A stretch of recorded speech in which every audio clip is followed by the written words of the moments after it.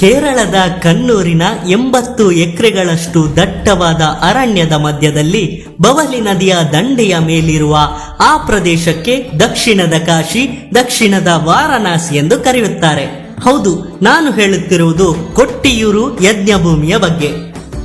ದಕ್ಷಿಣ ದಂಡೆಯಲ್ಲಿ ಇಕ್ಕರೆ ಕೊಟ್ಟಿಯೂರು, ಪಶ್ಚಿಮ ದಂಡೆಯಲ್ಲಿ ಅಕ್ಕರೆ ಕೊಟ್ಟಿಯೂರು.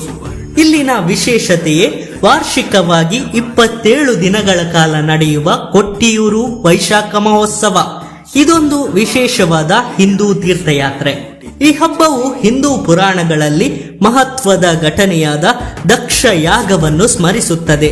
ಏಕೆಂದರೆ ದಕ್ಷ ಪ್ರಜಾಪತಿಯು ಯಾಗವನ್ನು ಮಾಡಿದ್ದು ಹಾಗೂ ಸತಿ ದಾಕ್ಷಾಯಿಣಿಯು ದೇಹತ್ಯಾಗ ಮಾಡಿದ ಸ್ಥಳ ಇದೇ ಕೊಟ್ಟಿಯೂರು.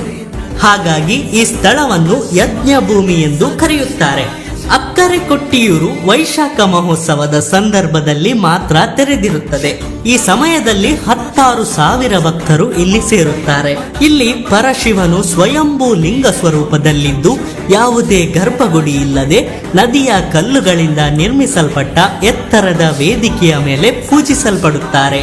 ತಾಳೆಯ ಎಲೆಗಳಿಂದ ನಿರ್ಮಿಸಲಾದ ತಾತ್ಕಾಲಿಕ ಆಶ್ರಮಗಳು ಆಚರಣೆಗಳ ಕೇಂದ್ರ ಬಿಂದುವಾಗಿದೆ. ಮಹೋತ್ಸವದ ಪ್ರತಿದಿನವೂ ಯಾವುದೇ ಆಡಂಬರ ಅಥವಾ ಮನೋರಂಜನಾ ಕಾರ್ಯಕ್ರಮಗಳಿರುವುದಿಲ್ಲ. ಬದಲಾಗಿ ಹಿಂದೂ ಸಂಪ್ರದಾಯದ ಪದ್ಧತಿಯ ಪ್ರಕಾರ ಆಚರಣೆಗಳು ನಡೆಯುತ್ತವೆ.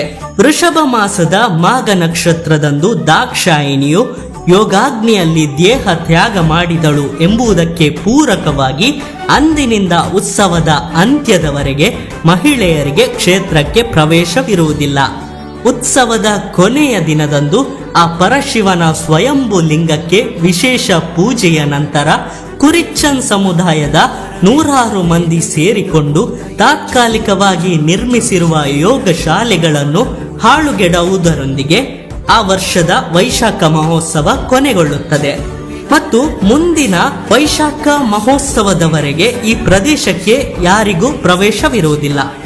2025ನೇ ವರ್ಷದ ವೈಶಾಖ ಮಹೋತ್ಸವವು ಈಗಾಗಲೇ ಜೂನ್ 8ರಿಂದ ಪ್ರಾರಂಭವಾಗಿದ್ದು ಮುಂದಿನ 27 ದಿನಗಳು ಅಂದರೆ ಜುಲೈ 4ರ ತನಕ ನಡೆಯುತ್ತದೆ. ಹಾಗೂ ಜೂನ್ 30ರಿಂದ ಮಹಿಳೆಯರಿಗೆ ಪ್ರವೇಶವಿರುವುದಿಲ್ಲ.